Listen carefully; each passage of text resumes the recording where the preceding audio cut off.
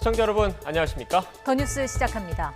지난해 연말 전국을 뜨겁게 달궜던 고위공직자 범죄 수사처를 둘러싼 갈등이 다시 수면 위로 떠올랐습니다. 이번엔 공수처장 후보 추천 시한이 정쟁의 한복판에 섰습니다. 국민의힘 몫의 추천위원 2명이 동의하지 않으면 공수처장 예비 후보를 확정할 수 없는 규정이 변수가 된 겁니다. 엇갈리는 입장, 그리고 해법은 없는지 잠시 뒤 여야 관계자에게 직접 들어보겠습니다. 100명대를 기록했던 국내 코로나19 신규 확진자가 하루 만에 다시 두 자릿수로 줄었습니다. 다행히 급격한 확산세는 억제되는 모습입니다. 하지만 의료기관과 지인 모임 등 산발적인 집단 감염이 끊이지 않고 있어서 안심할 수는 없습니다. 잠시 뒤 전문가 모시고 현재 상황 분석해 보겠습니다. 먼저 오늘의 주요 뉴스부터 전해드립니다. 추미애 법무부 장관이 국정감사에 출석해 윤석열 검찰총장에 대한 감찰과 해임 건의까지 거론하면서 검찰 안팎의 긴장감이 높아지고 있습니다. 윤 총장이 침묵을 지키는 가운데 지난해 옵티머스 사건을 담당한 부장검사는 부실 수사 의혹을 정면으로 반박했습니다. 초대 공수처장 인선을 둘러싼 여야의 갈등이 본격적으로 시작됐습니다. 민주당이 공수처장 후보 추천 시한을 다음 달 초로 못 박자 국민의힘은 야당에 보장된 거부권을 무력화하는 기도라며 반발하고 있습니다. 국내 코로나19 신규 확진자가 88명을 기록했습니다. 산발적 집단 감염이 이어지는 가운데 수도권에서 초등학생과 중학생 4명이 잇따라 확진 판정을 받으면서 해당 학교의 등교 수업이 중단됐습니다. 코로나 사태의 충격으로 2분기 연속 마이너스 성장했던 우리 경제가 3분기에 플러스로 돌아섰습니다. 반도체와 자동차 수출 회복 등의 영향으로 3분기 GDP 성장률은 1.9%를 기록했습니다. 미국이 해외 주둔 미군을 융통성 있게 조정하고 있다는 서욱 국방부 장관의 발언으로 주한미군 감축 논란이 확산하자 국방부가 서둘러 진화에 나섰습니다. 국방부는 한미 간의 주한미군 감축 논의가 없었다고 강조했습니다. 신속 처리한 건, 이른바 패스트트랙으로 지정된 고위공직자 범죄수사처 설치법. 지난해 12월 30일 당시 제1야당인 자유한국당의 격렬한 반대 속에 국회 본회의를 통과했습니다. 법 시행일은 올해 7월 15일로 정해졌습니다. 고위공직자 범죄수사처 설치 및 운영에 관한 법률안에 대한 수정안은 가결되었음을 선포합니다. 하지만 공식 출범은 차일피일 미뤄졌습니다. 무소불위의 권력기관이 될 수 있다며 국민의힘이 공수처장 후보 추천위원 선정 자체를 거부했기 때문입니다. 민주당은 이에 법률안 개정 카드까지 꺼내면서 압박 수위를 높였습니다. 결국 여당보다 의석수가 훨씬 적은 국민의힘은 추천위원 명단을 오늘 제출했습니다. 우여곡절 끝에 공수처 설립에 첫 발은 뗀 셈인데 본격적인 줄다리기는 지금부터입니다. 이유를 살펴볼까요?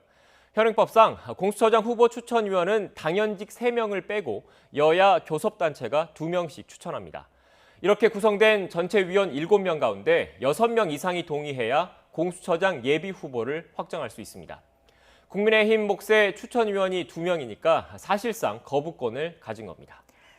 의도적인 지연을 좌시하지 않겠다. 합법적인 거부권도 없애려고 한다. 민주당과 국민의힘이 이제는 공수처장 후보 추천 시한을 놓고 팽팽한 신경전을 벌이는 이유입니다. 좀 더 자세히 알아볼까요? 여야 합의로 공수처장 후보 추천위원회 구성 준비를 마치자마자 민주당은 다음 달 초를 공수처장 후보 추천 시한으로 못 박았습니다. 기한을 넘기면 야당의 의결 거부권을 무력화할 수도 있다고 압박하고 있는 겁니다. 국민의힘은 야당의 합법적 거부권을 보장하겠다더니 이제는 추천위 활동을 간섭하려 한다며 반발하고 있습니다. 국회 취재기자 연결해서 자세한 소식 알아보겠습니다. 송재인 기자. 네, 국회입니다. 네, 국민의힘이 추천위원을 낸 뒤에도 민주당은 빠른 공수처 출범을 압박하고 있죠. 네, 그렇습니다. 국민의힘이 공수처장 후보 추천위원 명단을 공식 제출하면서 공수처장 후보 추천위원회가 곧 가동될 전망입니다. 하지만 이번엔 국민의힘 측 추천위원에 보장된 거부권을 두고 2차 논쟁이 벌어지고 있는데요.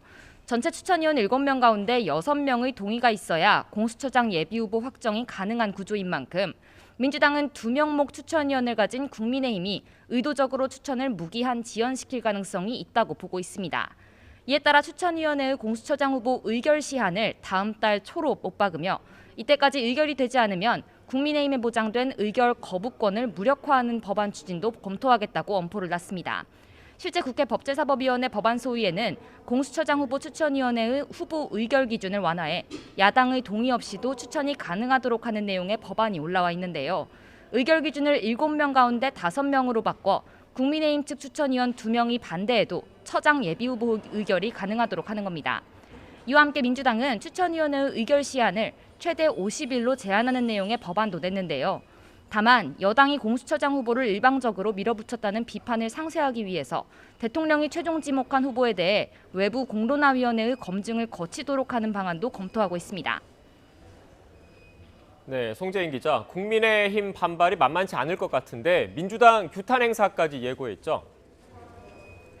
네, 그렇습니다. 국민의힘의 입장은 한마디로 민주당이 공수처 출범에 있어서 사사건건 감놔라 배놔라 한다는 겁니다. 야당의 합법적 거부권이 보장된다며 야당목 공수처장 후보 추천위원 명단을 내라고 할 때는 언제고 추천위원을 내자마자 마음대로 야당 거부권도 없애려고 한다는 설명입니다. 또 민주당이 국민의힘 측 추천위원인 이현 변호사의 정치적 편향 등의 문제를 제기하며 자격 시비를 부각한 것도 강하게 비판했는데요. 주호영 원내대표는 YTN과의 통화에서 민주당이 국민의힘 측 공천 심사까지 할 작정인 거냐고 거세게 반발했습니다. 이와 함께 국민의힘은 공수처 출범에 한 발 협조한 만큼 이제 민주당이 라임 옵티머스 특검을 반드시 수용해야 한다며 맞서고 있습니다.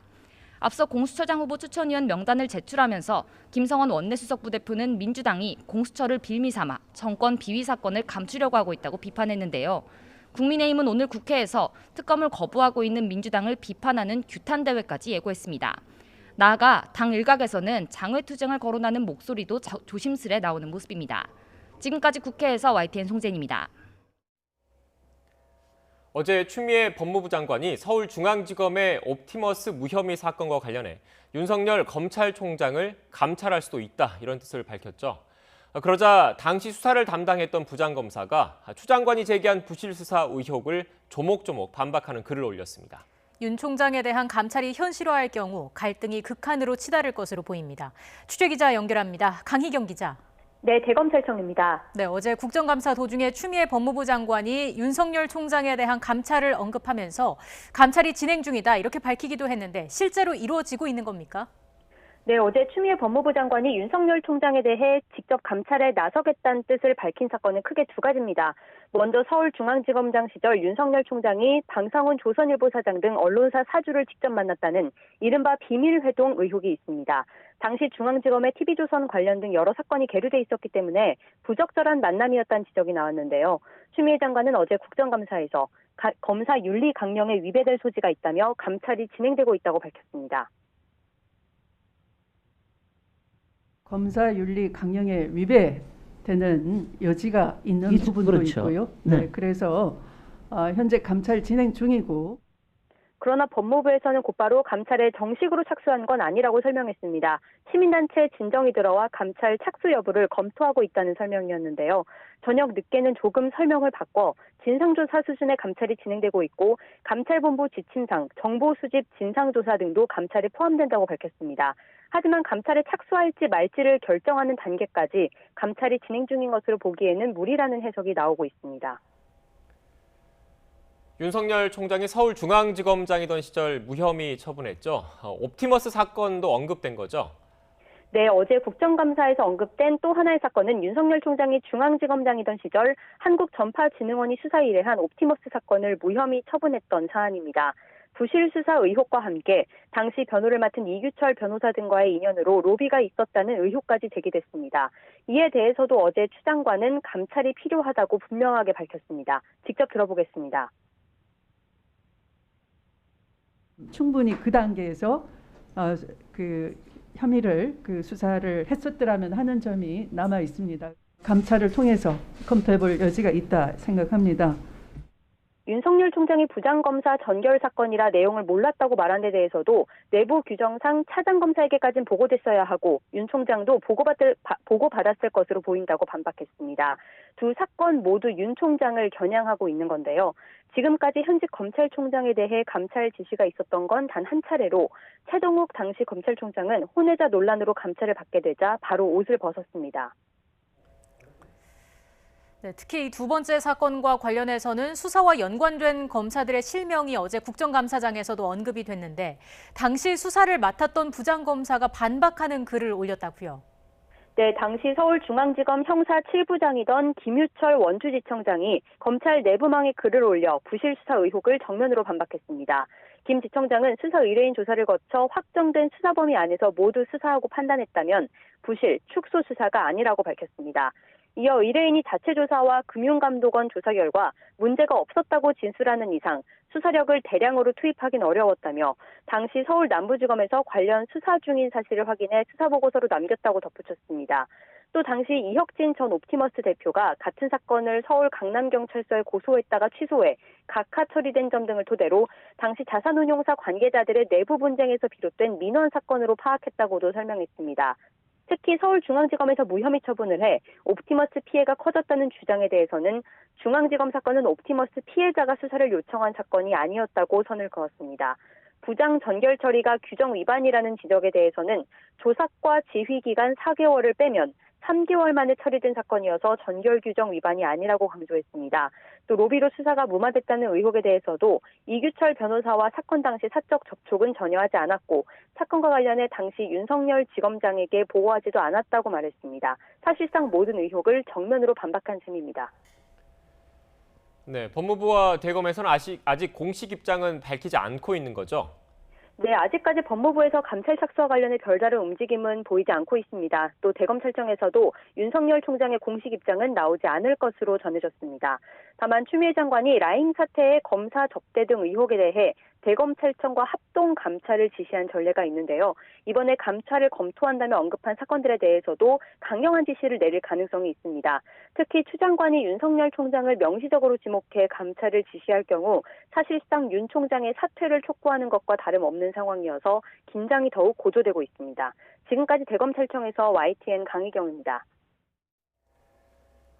이른바 검언 유착 의혹 수사 과정에서 검사 간 몸싸움을 벌여서 수사와 감찰을 받은 정진웅 광주지검 차장검사가 불구속 상태로 재판에 넘겨졌습니다. 정 차장검사에게는 수사기관이 부당한 공권력을 행사할 경우 처벌 조항인 독직폭행 혐의가 적용됐습니다. 취재기자 연결합니다. 박석영 기자. 네, 서울고등검찰청입니다. 네, 정진웅 차장검사는 당시 한동훈 검사장의 휴대전화를 압수수색하는 과정에서 몸싸움을 벌인 뒤 입원하기도 했는데 검찰이 부당한 공권력을 행사한 것으로 결론 내린 거죠. 네, 서울고등검찰청은 오늘 정진웅 광주지검 차장검사를 특정범죄가중처벌법상 독직폭행 혐의로 재판에 넘겼습니다. 정 차장검사는 앞서 서울중앙지검 형사 1부장으로 이른바 검언유착 사건, 그러니까 채널A 사건을 이끌었는데요. 지난 7월 법무연수원 용인분원에서 유착 대상으로 지목된 한동훈 검사장 휴대전화 유심 압수수색을 진행했습니다. 이 과정에서 소파에 앉아있던 한 검사장의 팔과 어깨 등을 잡고 소파 아래로 밀어 누르는 등 폭행을 가해 전치 3주 상해를 입게 한 혐의를 받습니다. 당시 한 검사장은 곧바로 공권력을 이용한 독직폭행이라며 서울고검에 감찰을 요청했습니다. 독직폭행은 공무원이 지위나 직무를 남용해 폭행을 저지른 것으로 일반 폭행보다 무겁게 처벌됩니다. 이에 서울중앙지검은 한 검사장의 물리적인 방해로 정진웅 차장검사도 병원 진료를 받았다며 공무집행방해 혐의 적용 가능성을 언급했다가 물리적 방해는 있었지만 공무집행방해에 해당할 정도는 아니라고 한 발 물러서기도 했습니다. 감찰을 접수한 서울고검은 정 차장검사를 피의자 신분으로 전환해 감찰과 수사를 병행해왔습니다.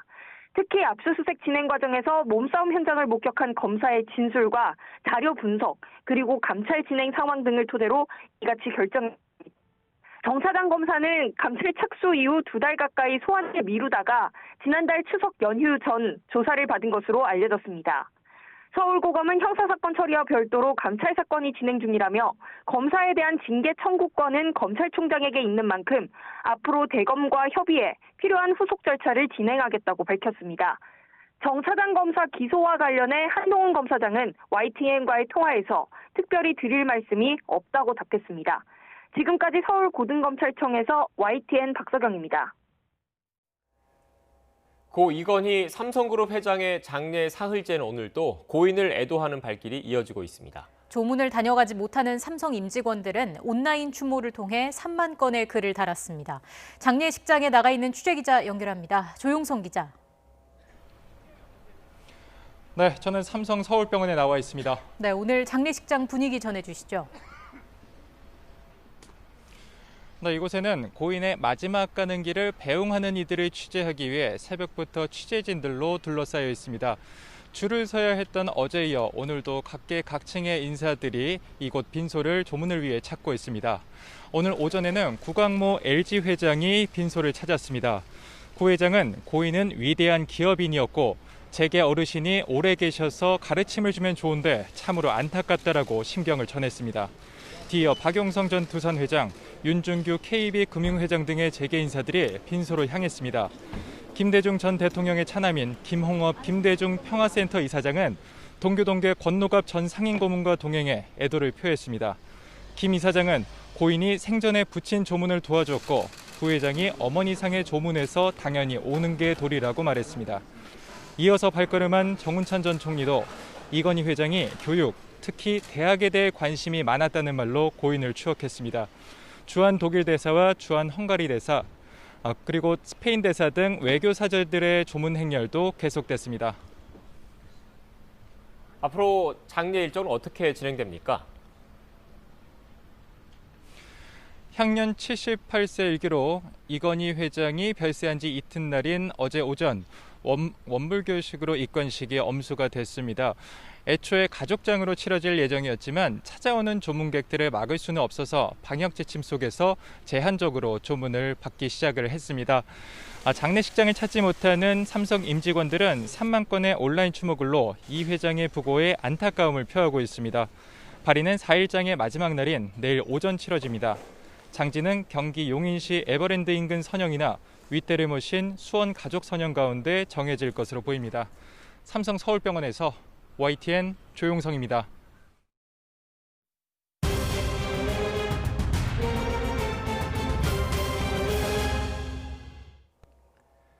지금부터는 코로나19 관련 소식 전해드리겠습니다. 경기도 여주 중증 장애인 거주시설 관련 감염이 가족에까지 확산하면서 누적 확진자가 나흘 만에 30명을 넘어섰습니다. 방역당국은 확진된 직원과 방문자의 접촉자를 파악해서 진단검사를 진행하고 있습니다. 현장에 나가 있는 취재기자 연결합니다. 손효정 기자. 네, 경기도 여주시 라파엘의 집에 나와 있습니다. 네, 그곳 관련 감염 사례가 늘고 있는데 현장 상황 전해주시죠. 네, 중증장애인 120여 명이 머무는 이곳에는 적막감만 감돌고 있습니다. 방역을 위해 보건소 직원들이 출입하는 모습만 눈에 띄고 있는데요.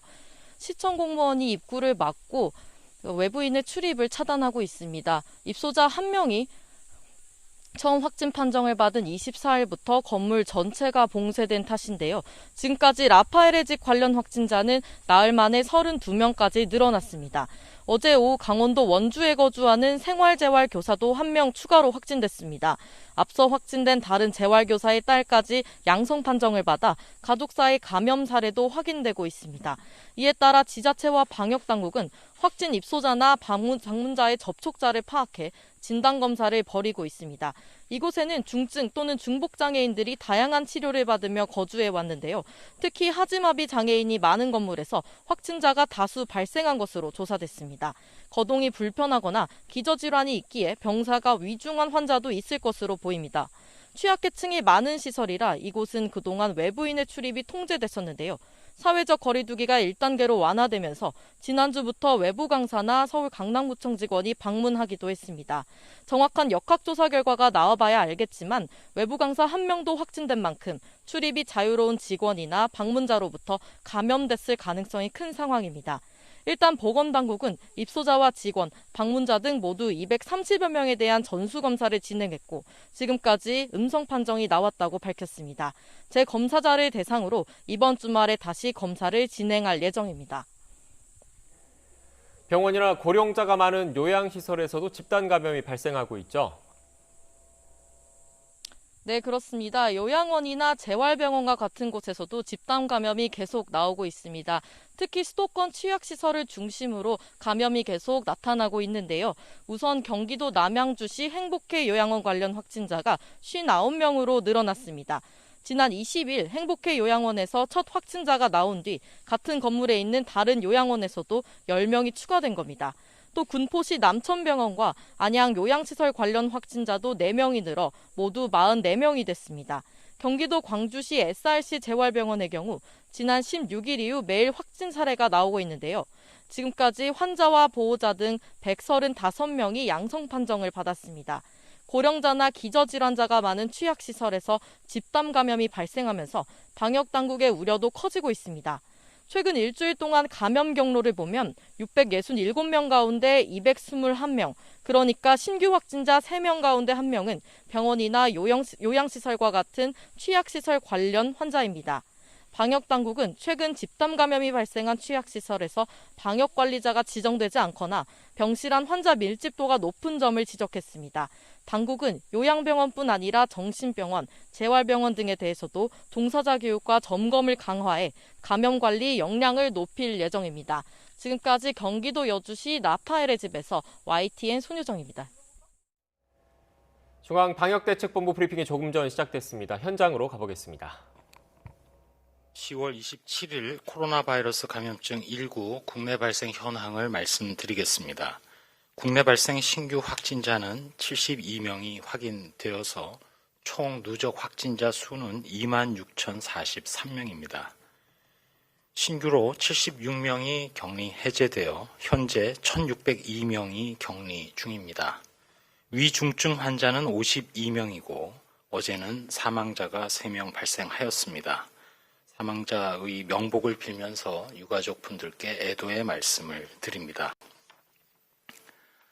오늘 10월 27일 12시 기준으로 국내 주요 발생 현황을 지역별로 좀 더 자세히 말씀드리겠습니다. 집계 시점에 따라서 수치에는 변동이 가능합니다. 먼저 수도권으로 경기도 용인시 동문 골프 모임과 관련해서 지난 10월 22일 첫 확진 환자 발생 후 30명이 추가되어 현재까지 총 31명의 누적 확진자가 발견되었습니다. 광주시 SRC 재활병원과 관련해서 2명이 추가되어 총 137명이 발견되었고 남양주시 행복회 요양원과 관련해서 3명이 추가되어 총 62명이 발견되었습니다. 군포시 의료기관 또 안양시 요양시설과 관련해서 2명이 추가됨으로써 총 46명이 발견되었고 여주시 장애인 복지시설과 관련해서 격리 중 2명이 추가되어 누적 확진자는 총 30명입니다. 다음으로 서울특별시입니다. 관악구 산모 스포렉스와 관련해서 10월 24일 이후 접촉자 조사 중 4명이 추가되어 현재까지 총 17명이 발견되었습니다. 영등포구 일가족과 관련해서 지난 10월 22일 첫 확진자 발생 후 접촉자 13명이 추가되어 현재까지 총 14명의 확진자가 발견되었고 구로구 일가족과 관련해서 2명이 추가되어 총 42명이 발견되었습니다. 비수도권으로는 대전광역시 서구의 어린이집과 관련해서 접촉자 조사 중 5명이 추가되어 현재까지 총 6명이 발견되었습니다. 경상남도 창원시 가족모임과 관련해서 4명이 추가되어 현재까지 총 14명의 누적 확진자가 발견되었습니다. 치료와 관련해서는 코로나19 치료제인 렘데시비르의 공급이 10월 26일 16시 기준으로 63개 병원에 685명의 환자에게 공급되었습니다. 다음으로 생활방역과 관련해서 행정안전부에서 운영하고 계신 안전신문고와 관련하여 사회적 거리두기가 1단계로 조정되면서 운영이 재개된 사회복지시설들이 많이 있는데 종사자 그리고 이용자분들의 마스크 착용이 미흡하거나 급식실이나 흡연장 등에서 거리두기의 미준수 사례가 발생되었음이 신고되었습니다. 또한 각종 학회 행사 등에서 직접 참석하여 진행되는 경우 마스크 착용이 미흡하거나 거리 두기와 같은 기본적인 방역 수칙이 준수되지 않았다고 신고된 바 있습니다. 저희 중앙방역대책본부에서는 국민들께 국내 코로나19의 재확산 가능성을 항상 유념하시어 방역 수칙을 더욱 철저히 이행해 주시되 특별히 이번 주말 할로윈 데이와 관련한 대규모 행사 및 모임이 예상되고 또 우려됨에 따라 수칙을 다시 한번 말씀드리겠습니다.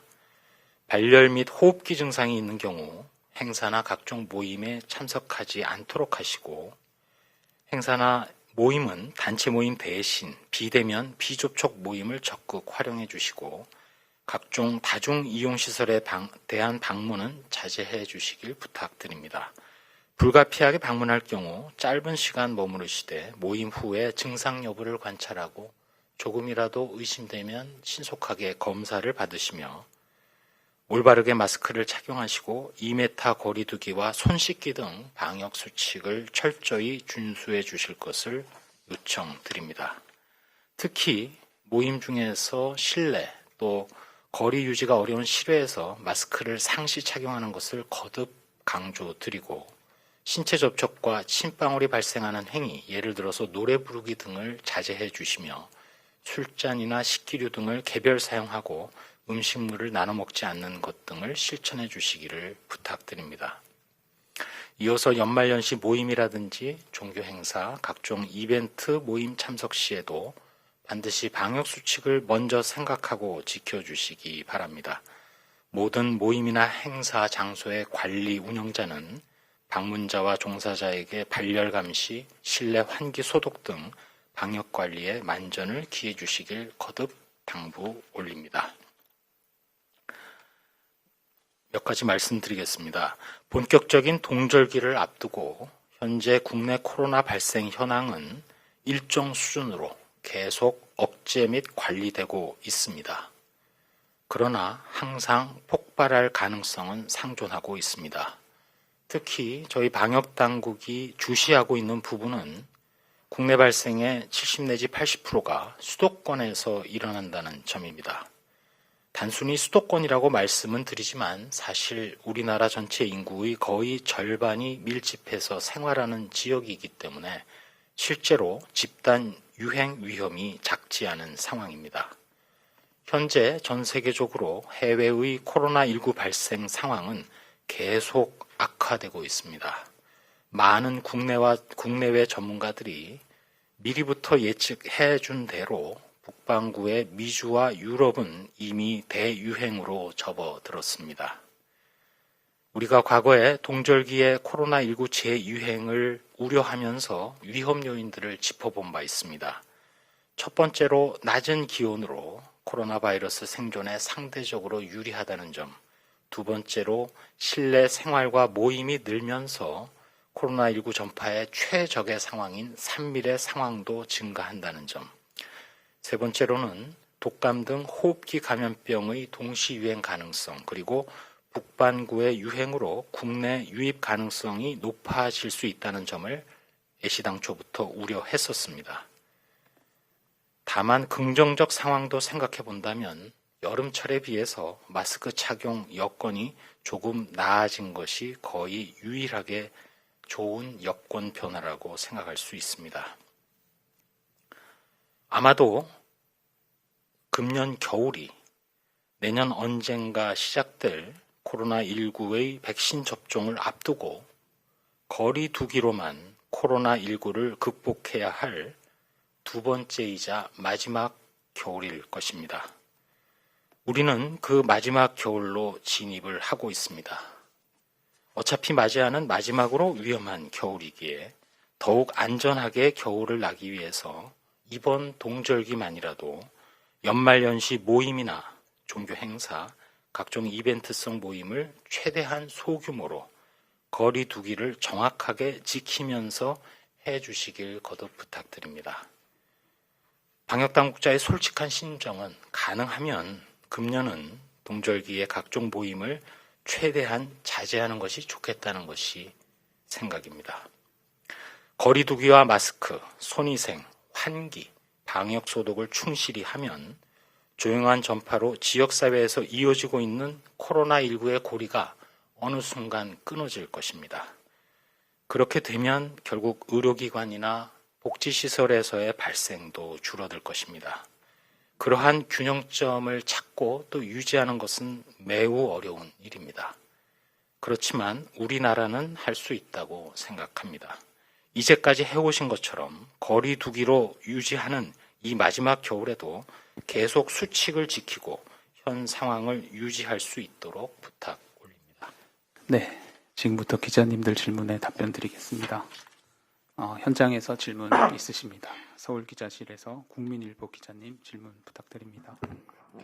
네, 저 국민일보 최혜슬입니다.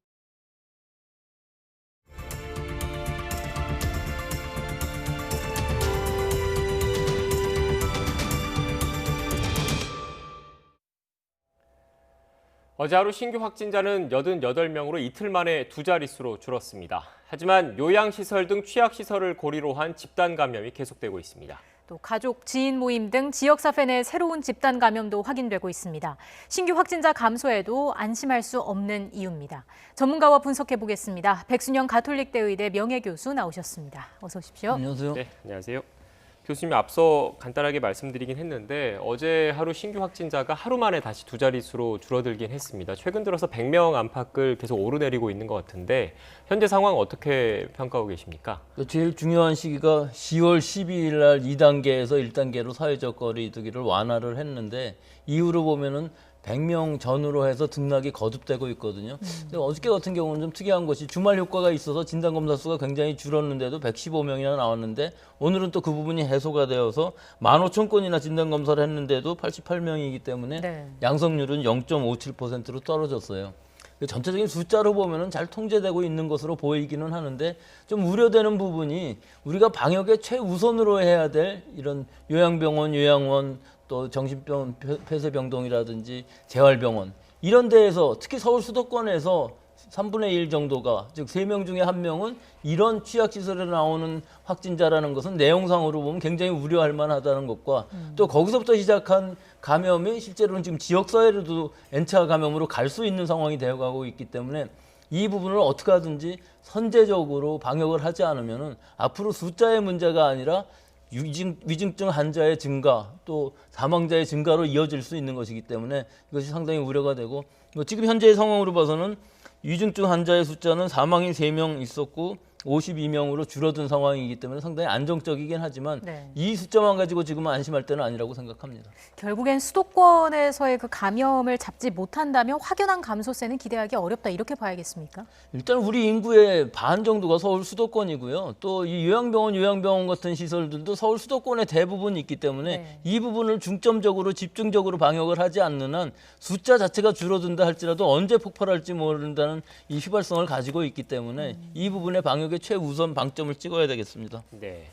특히 최근 들어서는 그 감염 경로가 불분명한 환자 비율이 어느 정도 줄었는데 내려왔는데도 이렇게 신규 확진자가 급격하게 그 감소하는 모습을 안 보이는 이유는 뭐라고 보십니까? 거의 20% 수준, 19%에서 20% 왔다 갔다 하던 것이 지금 11.4%까지 줄었으니까 반 이상 줄었으면 신규 확진자 수도 그만큼 줄어야 될 것이고 산발적인 집단 발생도 줄어야 할 것인데 줄지 않는 이유라고 보면은 사실 해외 상황이 굉장히 악화되고 있어서 해외로부터의 유입이 상당히 많은 숫자가 지금 유지가 되고 있고 또 실제로 요양병원이라든지 요양병원에서의 집단 발생이 일어날 경우에 있어서는 사실 첫 환자는 잘 알 수가 없지만 그 이후로는 감염 경로를 알 수 있는 환자로 되기 때문에 전체적으로 봐서 이 감염 경로를 알 수 없는 환자의 비율이 반으로 떨어진 것은 실제 우리 지역사회에 있어서 감염은 모르는 환자의 비율이 떨어졌다기보다는 오히려 통계적인 착시라고 볼 수가 있는 것이죠. 네. 이 알 수 있는 환자의 숫자가 그냥 늘어난 것뿐이지 지역사회에 있어서의 무증상 감염자는 아직도 그대로 있기 때문에 계속 이어지면서 산발적인 집단 발생이 일어나고 또 가족 간의 감염은 막을 수가 없기 때문에 가족, 지인, 또 나들이 같은 것들도 이제 앞으로 일어날 것이고 또 실내에서의 그 밀집된 다중 이용 시설들의 클럽과 같은 곳에서의 할로윈 데이의 지금 위험성 같은 것들도 계속 대두되고 있기 때문에 계속 얘기하는 것이 뭐 한두 주일 사이에 어느 정도 제압이 되지 않으면은 심각한 상황으로, 즉 통제가 되지 않는 상황으로까지 갈 수 있다는 위험성을 항상 내포하고 있는 것이 지금 올 겨울이라고 볼 수 있겠습니다. 예, 그 어제 정은경 청장이 코로나19 확산 요인으로 3가지를 지목했습니다.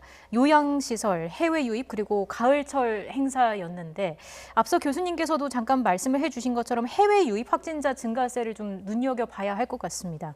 아무래도 지금 많이 늘고 있고 해외에서의 그런 코로나19 확진자도 늘고 있고 해외 유입 확진 비율도 지금 뭐 적지는 않은 상황인데 국내 그 유입 위험성까지 이로 인해서 높아지는 건 아닐까라는 우려가 나오는 거 아니겠습니까?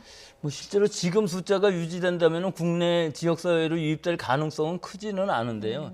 지금 워낙 그 미국이라든지 유럽에서의 확산세가 지금 피크도 아니고 최대치를 기록하고 있지만 올겨울에 더 많이 늘어날 가능성이 높거든요. 네. 그렇기 때문에 지금 우리나라에 들어오는 유입되는 환자들도 이 방역 위험 국가로 알려지는 6개 국가 이외에도 뭐 프랑스 10명이라든지 뭐 이런 숫자가 막 나오고 있어요.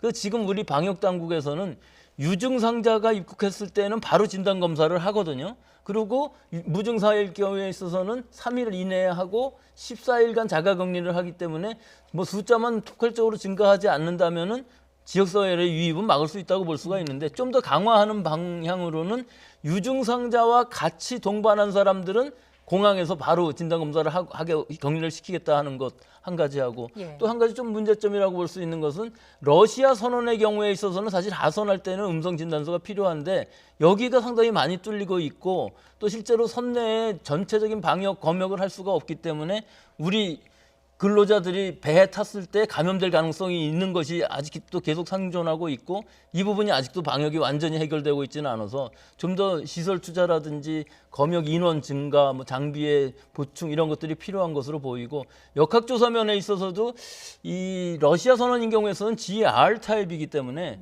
부산에 지금 좀 많이 있는 환자들 중에서 우리 나라에서 유행하는 것은 GH형인데 러시아 선원으로부터 과연 지역사회 감염이 있는지도 한번 검토해볼 만한 시기가 아닌가 그렇게 생각을 합니다. 네, 지금 이렇게 우리가 큰데 구체적으로 통계에서도 그런 게 좀 반영돼 있는 것 같습니다. 최근 일주일 동안 감염 경로 한번 띄워주시겠습니까? 네, 앞서 말씀하신 내용입니다. 정은경 청장 방역당국도 얘기했던 건데 결국 최근 일주일 동안 감염 경로를 보면 병원 및 요양시설이 3분의 1 정도, 33%가 넘고 이어서 해외 유입 환자가 많았습니다. 이 때문에 그 요양병원과 병원에 대한 관리 감독을 더 강화해야 하는 것 아니냐라는 그 얘기까지 나오고 있는데 어제 중앙방역대책본부 브리핑에서 그런 언급이 좀 있었는데 관리가 좀 제대로 안 되고 있었던 측면이 좀 지적이 된 것 같아요. 어떻게 보완을 해야 할까요? 예, 물론 지금 우리 1월 20일 날 국내 코로나19가 들어온 이후로 청도 대남병원에서 거의 100명 이상의 환자가 발생을 하였고 그런 상황이라는 것이 코로나19에 있어서는 굉장히 전파가 심각하게 일어날 수 있는 상황이라는 걸 다 알고 있었고 이런 것들을 계속 체크를 해왔어야 되는데 아직까지도 다 못했다는 것은 상당히 방역당국의 책임도 있는 것이고 이건 다 누구나 다 알 수 있는 상황이에요. 사실 입원하는 환자만 진단을 전수검사를 한다고 그래서 막아질 일이 아니거든요. 그 종사자라든지 의료진이라든지 또는 방문자라든지 계속 지역사회랑 접촉을 하고 있는 사람들이 접촉이 된다고 그러면은 결국은 감염이 일어나는 거기 때문에 즉 지역사회에 있어서의 감염이 어느 정도 늘어나게 되면은 결국은 최종적으로는 이런 취약시설에서의 확진자가 증가하는 추세로 나오고 이건 피해가 굉장히 커지는 것이거든요.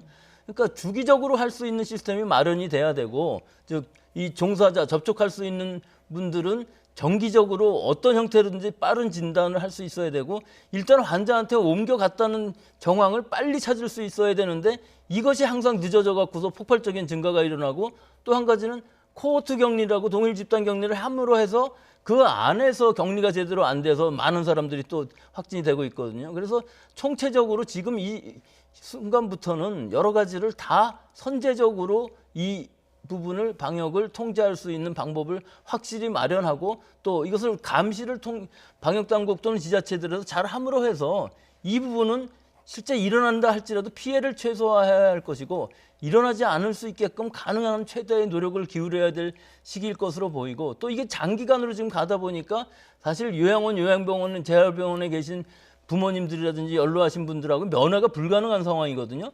그러니까 어떤 형식으로든지 비대면이긴 하지만 얼굴을 보면서 얘기할 수 있는 시스템들을 기본적으로 마련해 줘야 되는데 이런 것들은 경비가 들어가는 부분이니까 지자체 방역당국에서 좀 더 그런 부분까지 신경을 써주셔야 장기적이고 지속적인 방역이 가능하지 계속 이 뭐 방문 또는 면접을 만나는 것을 금지만 한다고 해서 될 일은 아니라고 봅니다. 선제적이고 확실한 관리가 필요하다라는 말씀이시고요. 앞서 말씀드린 것처럼 이번 주말에 헬로윈데이가 있습니다. 이 때문에 또 방역당국의 우려가 큰 건데 용산구가 이른바 헬로윈 방역 게이트를 설치할 것을 계획을 하고 있습니다. 어느 정도 효과가 있을 걸로 보시는지요? 글쎄요. 최대한 할 수 있는 일은 다 해야 되겠죠. 네. 우선 이 할로윈 파티를 안 하는 것이 제일이겠지만 뭐 그것까지는 불가능하다 하더라도 일단 그 이태원 지역이라든지 다른 유흥업소가 많이 밀집한 지역에 있어서는 가능한 한 방역 수칙을 모든 것을 다 지키는 것이 중요한데 이런 발열 체크나 이런 것만으로는 되지 않는 무증상 환자들이 젊은이들 사이에서는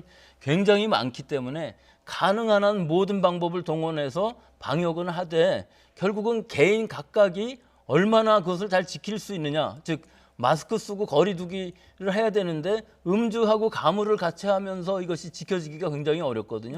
또 한 가지 우려되는 점은 5월 초에 이태원발 집단 발생이 있었을 때에는 그 시기에 우리나라 환자는 한 자릿수였어요. 그런데 지금은 거의 100명을 왔다 갔다 하는, 특히 서울 수도권에 있어서는 지역사회에 있어서 감염을 알 수 없는 환자의 비율이 상당히 많고 하기 때문에 굉장히 우려가 되는 상황이긴 한데 좀 한 가지 다른 점은 5월 달에는 상당히 우리가 좀 해이해졌던 것이 사실인데 지금은 다 경각심을 가지고 있기 때문에 젊은 사람들이라고 그래갖고 감염돼서 이것이 간단히 끝날 일이 아니기 때문에 가능한 최대한 방역 수칙을 잘 지키면서 파티를 즐기셨으면 좋겠습니다. 네. 구체적 사례 관련해서도 몇 가지 여쭤보겠습니다. 앞서 그 교수님 출연 전에 그 중앙방역대책본부 브리핑이 있었는데 거기에서 그 새로운 내용이 좀 나왔습니다. 경기도에서 대학 동문들이 골프 대회를 가졌는데 이 골프 대회 이후에 그 무더기 집단 감염이 일어나서 현재까지 누적 환자가 31명까지 늘었다라는 내용이 들어왔습니다. 물론 지금 현재 그 방역 당국의 역학조사가 진행 중이겠지만 그 아무래도 골프 대회 이후에 같이 뭐 접촉을 한다거나 식사를 한다거나 이런 과정에서 감염됐을 가능성이 크다고 봐야 할까요? 이 골프라는 운동, 지금 코로나19가 우리나라에 들어온 이후로 골프장 전체가 부킹이 안 될 정도로 굉장히 붐비고 있습니다. 즉 야외에서 공을 치는데 무슨 감염이 위험이 있냐 이렇게 생각하실지 모르는데 특히 이 골프 대회 같은 경우는 많은 사람들이 모여서 골프 대회를 하지 않습니까? 그러면서 골프를 치기 전 후에 모임들 또는 이동 간에 있어서 굉장히 많은 접촉이 일어날 수밖에 없고 또 골프를 치는 중간에 있어서도 뭐 그늘집이라든지 휴게소라든지 이런 데에서 접촉이 생길 수가 있고 끝난 후에도 결국은 샤워를 한다든지 휴게실, 탈의실 또 그 이후에 제일 문제가 되는 것은 식사 모임이 꼭 몇 시간씩 진행됨으로 해갖고 결국은 골프라는 행동 자체는 큰 문제가 아니지만 골프 전후 또 중간에 접촉들, 식사 모임들, 실내에서의 접촉이 굉장히 많을 수밖에 없다는 것이죠. 그렇기 때문에 골프를 치면서도 다 마스크를 쓰고서 치셔야 되는데 이것이 상당히 좀 힘든 부분이 있고요. 넓은 야외이기 때문에 특히 카트를 같이 타고 가시면서 이 적어도 두세 명이 계속 대화를 하게 된다고 그러면은 이것은 야외를 할지라도 충분히 접촉 감염 또는 비말 감염이 일어날 수 있는 상황이기 때문에 이것이 지금 첫 번째 케이스가 아닙니다. 골프장에서 나온 집단 발생들이 계속 일어나고 있기 때문에 골프를 치시되 여러 가지 방역 수칙을 잘 지키고서 치셔야 될 것으로 봅니다. 네, 그리고 학교에서의 감염도 나왔습니다. 서울 성수고 3학년 학생이 확진됐는데 지난 21일부터 이 증상이 나왔고 이후에 또 사흘간 등교를 했습니다. 추가 전파 가능성도 배제할 수는 없겠죠. 그렇죠. 날짜가 21일이기 때문에 더구나 학교 방역을 아무리 잘한다 할지라도 아이들 사이에 있어서 감염은 사실 접촉 감염도 있고 또 화장실이라든지 여러 아이들이 같이 노는 즉 거리 두기가 어려운 상황이 꼭 일어날 수밖에 없거든요. 하루 종일 하여튼 같이 있는 상황이니까 밤만 등교를 한다 할지라도 오전 중 오후라만 해도 몇 시간 이상씩 같이 있는 상황이기 때문에 지금 이 상황에서는 동선뿐만 아니라 이 좀 음성이 나올 때까지 여러 번 검사를 해서 더 이상의 확대가 안 일어나게끔 하는 것이 중요할 것으로 보입니다. 네. 교수님 마지막으로 미국의 최고 감염병 전문가죠. 앤서니 파우치 소장이 광범위한 백신 접종 내년 말에나 가능할 것으로 예상하고 있는데 교수님께서는 어떻게 보십니까? 내년 말이라도 그 다행이라고 생각합니다. 일단은 일반적인 응급접종은 뭐 올해라든지 내년 초라도 일어날 수가 있겠죠. 여러 회사들이 지금 만들고 있고 또 아스트라제네카라든지 뭐 존슨앤존슨이라든지 여러 부작용들이 나왔던 회사들도 다시 임상 3상이 진행되고 있는데 지금 미국에서의 기준으로 보면은 임상 3상이 끝난 후에도 2달 정도는 그 안전성 확보를 위해서 추적 조사를 하고서 승인을 해주겠다는 것이거든요. 그러니까 적어도 내년 중에는 나오기는 하겠지만 이것이 대량 생산이 돼 갖고 안전성까지 확보된 또 유효성이 확보된 백신은 연말이나 가야 일반적으로 맞을 수 있을 것으로 보이고 또 이 접종하는 시간들도 상당히 많이 걸리기 때문에 결국은 내년까지는 우리가 거리 두기, 마스크 쓰기 등 이런 개인위생 수칙을 잘 지키면서 그 백신 나오는 것을 기다려서 그 이후에는 좀 더 자연스러울 수 있겠지만 내년 말까지는 좀 긴장하고 살아야 될 코로나19라고 봅니다. 네, 유통망도 물론 추가적으로 구축을 해야 될 테고 또 보관도 쉽지 않다고 그러더라고요. 약을 만들었다고 하더라도. 이 백신은 또 이 사백신하고 또 다른 점이 많이 있어서요. 뭐 mRNA 백신이라든지 뭐 DNA 백신이라든지 이런 것들이 개발되었을 때에는 콜드 체인 자체가 영상이 아닐 수도 있습니다. 아주 극저온일 수도 있기 때문에 우리나라만 해도 그런 냉장고, 냉동고들을 여러 가지로 준비를 할 수 있겠습니다만 이게 일반적인 국가들에서 그런 콜드 체인을 만들기도 어려운 부분이 있어서 상용화가 된 이후에도 접종하는 데까지도 상당히 많은 장애물이 있을 것으로 보입니다. 네, 알겠습니다. 지금까지 백순영 가톨릭대 의대 명예교수와 함께 이야기 나눴습니다. 오늘 말씀 고맙습니다.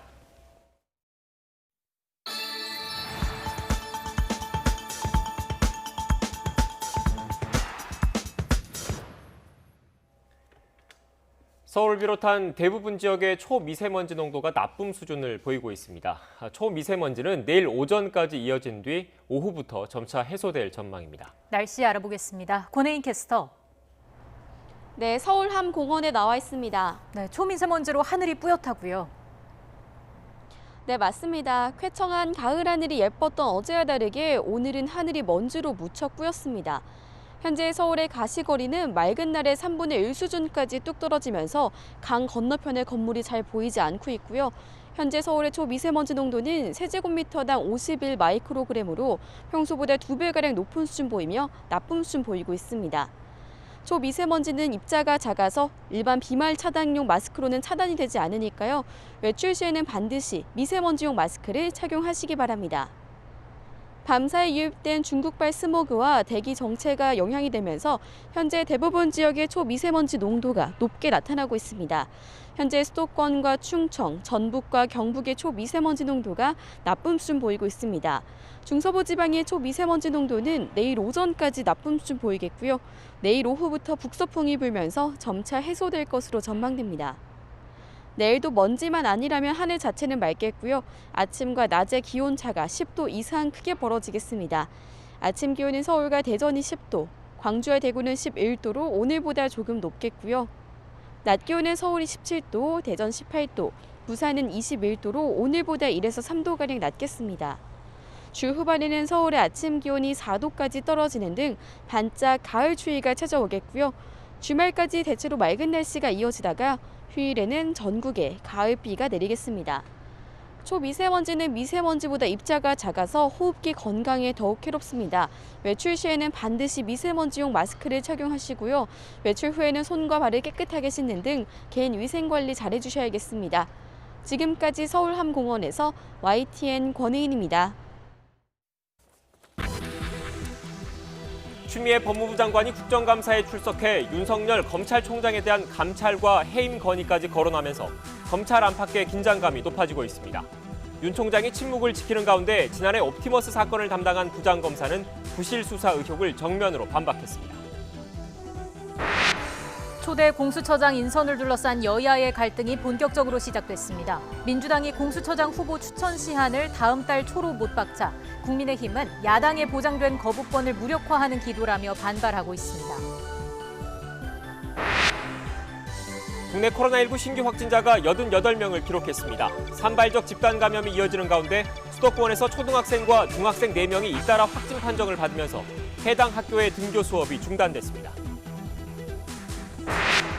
코로나 사태 충격으로 2분기 연속 마이너스 성장했던 우리 경제가 3분기에 플러스로 돌아섰습니다.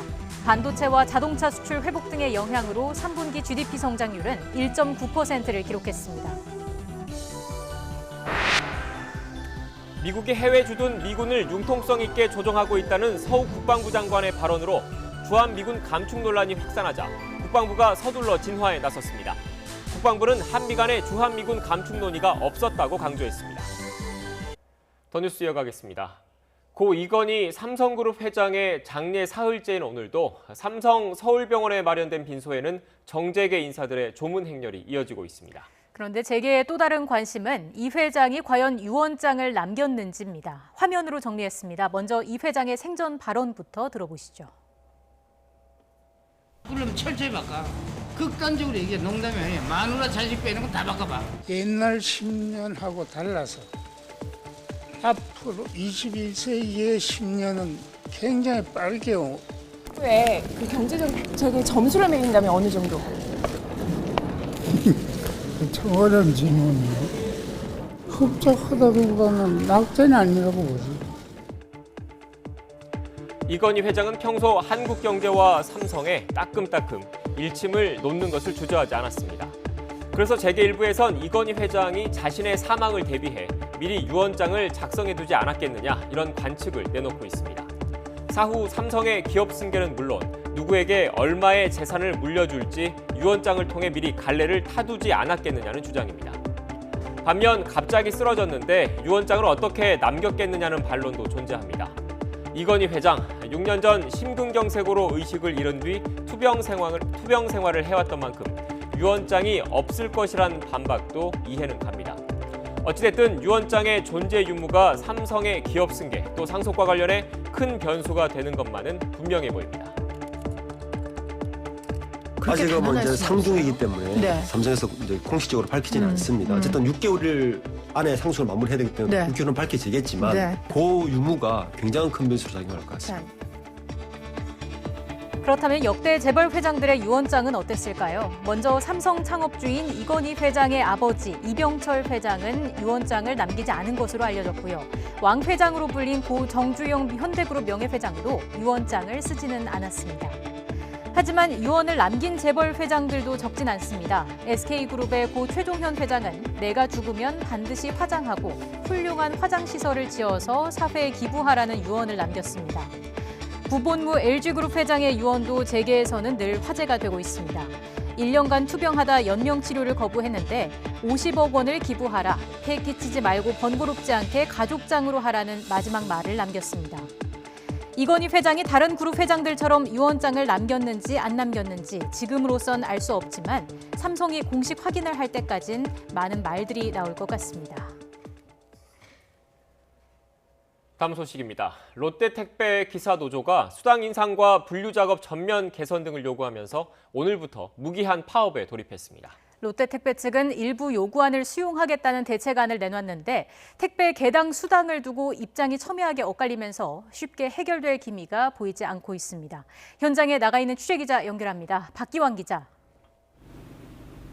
네, 서울 북한 물류단지에 나와 있습니다. 네, 현장 상황부터 전해주시죠. 네, 롯데택배노조는 오전에 기자회견을 마치고 지금은 본격적인 파업 농성에 들어갔습니다. 뒤에 보시는 것처럼 물류센터 앞에 대형 천막을 설치하고 무기한 농성을 위한 상황실과 노조원 휴게시설까지 마련했습니다. 현수막에는 파업에 임하는 기사들의 의지를 각자 적기도 했는데요. 올해 과로사로 숨진 택배기사들을 추모하는 글과 함께 기사들을 죽음으로 내몰고 있는 현 실태와 회사 측의 부적절한 대처에 대한 분노가 담겨 있었습니다. 특히 가족과 함께 저녁을 보내고 싶다는 글귀도 눈에 띄었습니다. 노조가 파업에 돌입한 가장 큰 이유는 회사가 택배 개수별 수수료는 낮추면서 물량을 늘려 과도한 업무를 시키고 있다는 건데요. 노조 측은 지역마다 상황은 다르지만 택배기사들에게 택배 한 개당 968원 주던 배송 수수료를 3년 동안 150원 가까이 단계적으로 삭감해왔다고 지적했습니다. 반면 배송 물량은 늘어나서 새벽 4시, 5시까지 배송을 해야 하는 죽음의 위기에 처해 있다고 지적했습니다. 또 다른 택배사에 비해 분류 작업과 업무 환경은 낙후되어 있는데 택배 물량을 싣고 내리는 상하차 비용까지 택배사 중 유일하게 기사에게 부담하도록 하고 있다고 토로했습니다. 이에 따라 노조는 각 대리점과 수차례 교섭을 진행했지만 결국 본사의 권한이라는 대답과 함께 교섭이 결렬됐다고 설명했습니다. 결국 총파업을 통해 롯데택배 본사가 직접 나서 문제를 해결해야 한다고 요구하게 됐다는 겁니다. 네, 코로나19 사태 이후 택배 이용이 늘었는데 현재 가장 우려되는 거 배송 혼선이겠죠? 네, 그렇습니다. 일단 지역에 따라 다르겠지만 우려할 정도의 큰 혼선은 아직까지 없는 것으로 보입니다. 전국 롯데택배 기사는 만여 명 정도인데 이번 파업에 참여하는 건 민주노총 소속 롯데택배 노조원 250명 정도입니다.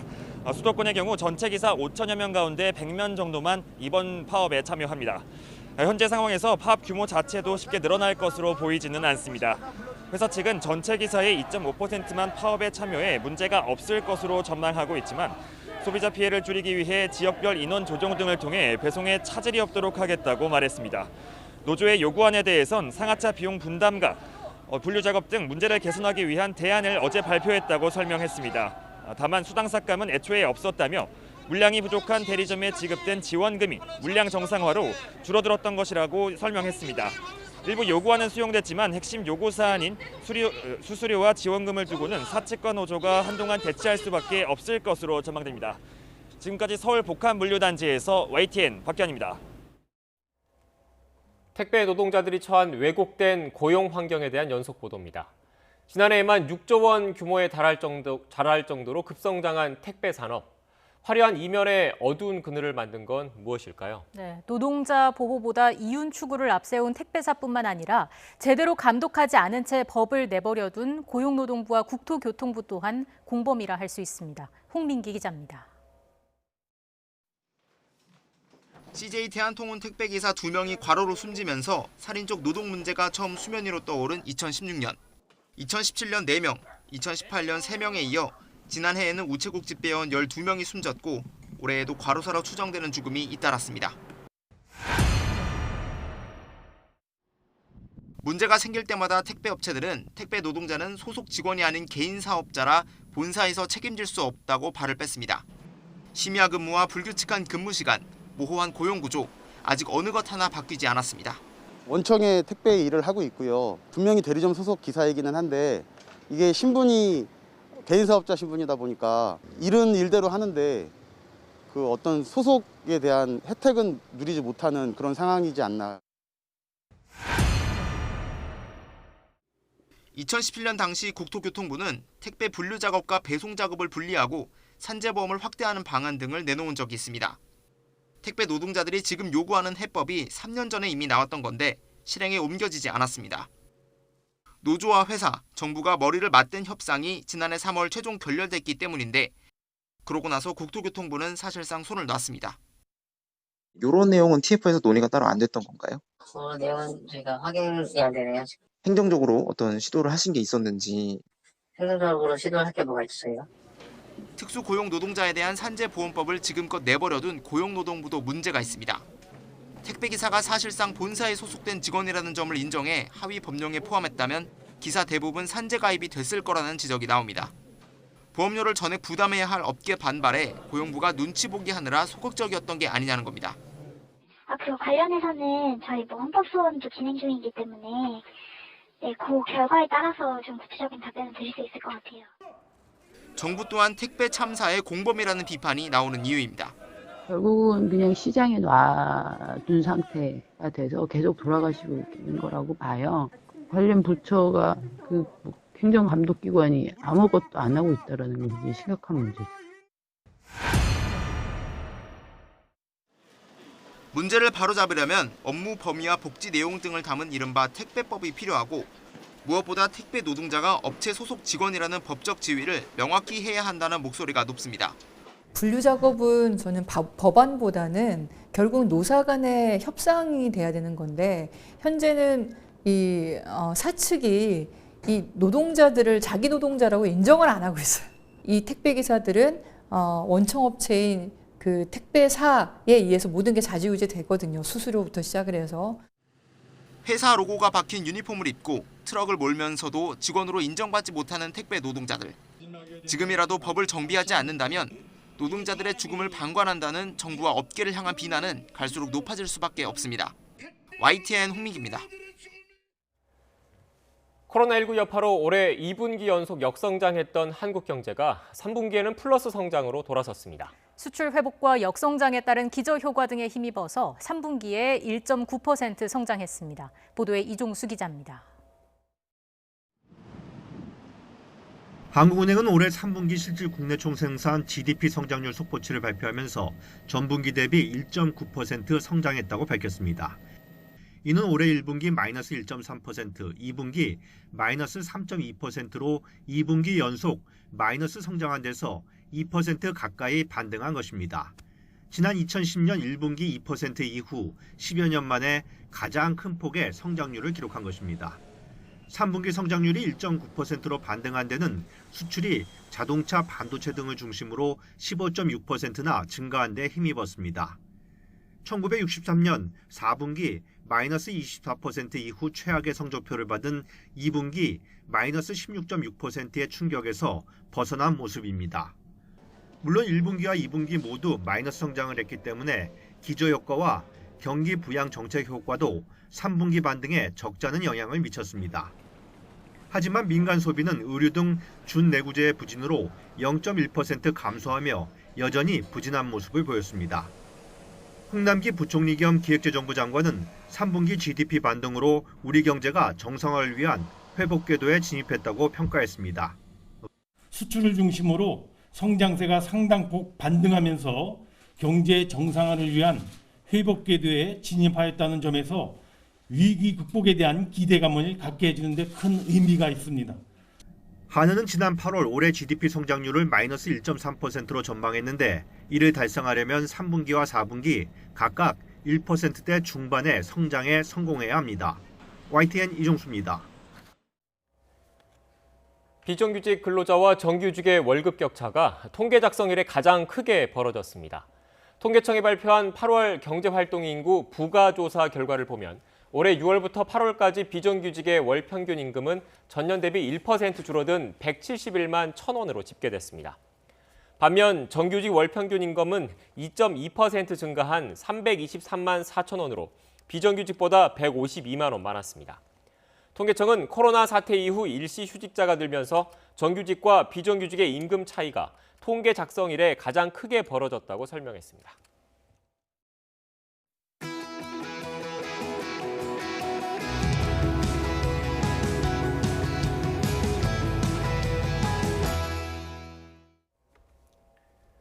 (21대) 국회 첫 국정감사가 대부분 마무리됐습니다. 가장 관심을 받은 곳은 법무부와 대검찰청 국정감사였습니다.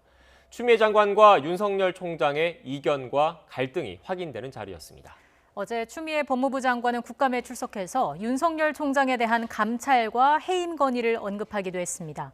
이른바 추윤 갈등의 끝은 어딜까요? 율사 두 분 모셨습니다. 조상호 더불어민주당 전 상근부대변인, 윤기찬 국민의힘 법률위원회 부위원장 나오셨습니다. 어서 오십시오. 네, 안녕하세요. 안녕하세요. 먼저 국정감사 마무리됐습니다. 21대 국회 첫 국감이었는데 간략하게 총평 한마디씩 부탁드리겠습니다. 네, 일단은 뭐 너무 법사위에 시선이 집중돼가지고 그랬는데 다른 상임위에서도 특별하게 이런 코로나19 이후에 우리 경제에 나아갈 방향이라든가 국가에 나아갈 방향에 대해서 짚어준 점이 없었다는 게 너무 아쉽고요. 그다음에 가장 주목했던 이제 법사위 같은 경우에도 사실은 뭐 보건의학에 따른 보건의학 절차의 개선을 위한 어떤 방안이라든가 공공기관 수사 의뢰 사건에 대해서 그 처리 절차를 좀 개선하는 문제, 지금 너무 이렇게 부정전결로 해서 쉽게 끝나버리는 문제들이 확인되지 않았습니까? 네. 뭐 그다음에 이제 영장 남발 등 강제 수사 관행을 좀 개선하기 위한 구체적인 제도 제안이라든가 뭐 그런 것들은 다 빠지고 뭐 고성 막말, 뭐 그다음에 그 의견 대립 그런 부분만 남는 것 같아서 좀 씁쓸합니다. 아쉬웠던 점 말씀해 주셨고요. 한 말씀 해주시죠. 네, 뭐 저도 유사한데 최계상 의원의 질의 자체만 기억에 남고 나머지는 추미애 장관과 윤석열 총장의 공방만 남아서 이 사건이 분명히 여당에서는 금융 사기라고 명명했으면 네. 사기 피해자의 피해 복구를 위해서 어떤 노력을 할지에 대해서 추궁성 질문을 했어야 되는데 장관께서는 사실 이혁진 씨의 범죄 인도와 관련된 이런 부분도 국민들이 궁금해할 텐데도 불구하고 여기에 관련된 말이 한마디도 안 나왔다는 부분 등 국민적 시각에서 볼 때는 조금 많이 부실한 국감이었다 이렇게 생각이 듭니다. 네, 본격적으로 그럼 국감 관련된 이야기 해보겠습니다. 두 분 다 말씀하셨지만 아무래도 추미애 장관과 윤석열 총장 관련된 이야기를 안 할 수가 없을 것 같은데 먼저 그 라임 수사 의혹과 관련된 법무부 감찰에 대해서 두 사람의 입장이 조금씩 다릅니다. 관련된 그래픽이 있는데 그거 먼저 보고 두 분의 의견 들어보겠습니다.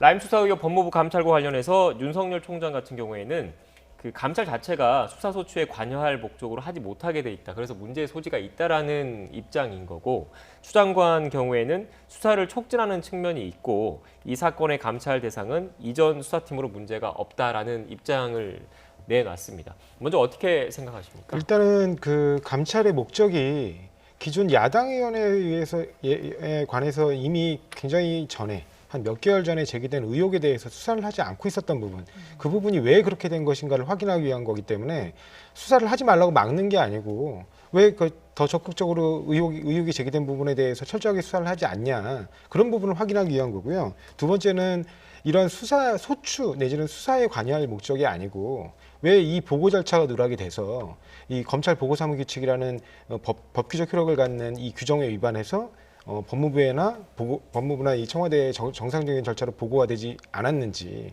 그런 부분들을 확인하는 거라서 이거는 수사나 소추에 관여할 목적에 해당하지 않습니다. 그렇기 때문에 그 부분에 대해서 감찰에 문제 삼는 거는 좀 이해하기 어렵습니다.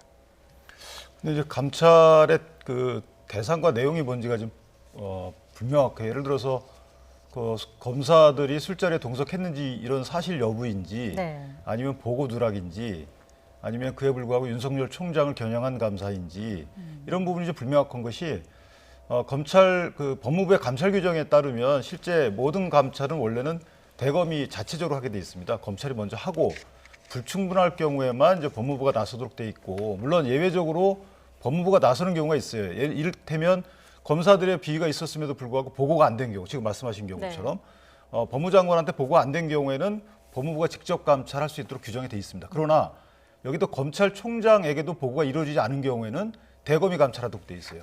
그렇다면 먼저 추미애 법무장관께서는 대검에 보고가 됐는지를 먼저 확인한 뒤에 만약에 보고가 안 된 경우에는 대검한테 감찰 지시를 하면 되는 것이고요.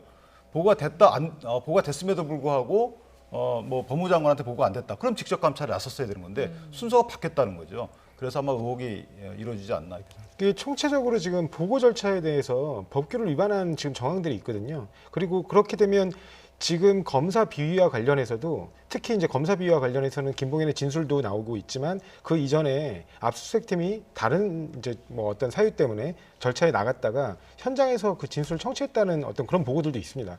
언론 보도들도 있고요. 그러니까 그런 부분에 대해서 왜 적절히 이루어지지 않았는지, 이 보고 체계에 총체적 문제가 있는 건 아닌지 그 부분에 관해서 확인을 해야 되기 때문에 검찰총장까지도 문제가 됐던 보고 절차 누락 사안이 있는 이상 법무부에서 감찰하는 건 너무 자연스러운 거라고 생각합니다. 근데 그거 제가 한 말씀 드리면 이 선별적 보고를 문제 삼는 거예요. 예를 들면 지금 대검의 반부패부장은 사실은 총장의 그 참모거든요.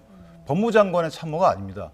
근데 지금 문제 제기하시는 부분들이 반부패부장을 경유하지 않고 바로 총장한테 보고된 이런 혐의가 있다라는 겁니다. 지금 말씀하신 거는 전에 그 이전에 남부지검장이 직보한 문제를 말씀하시는 그 부분을 거죠? 주로 이제 국회의원들도 문제 삼으시는 건데 이 대검의 총장이 본인의 참모를 통해서 올라오지 않은 것에서 문제 제기를 하지 않고 있고 또는 통상 첩보의 경우에는 대면 보고하게 돼 있다는 그럼에도 불구하고 어제도 보면 법무장관께서도 반부패부장을 통하지 않은 보고에 대해서 문제를 지적하고 계세요.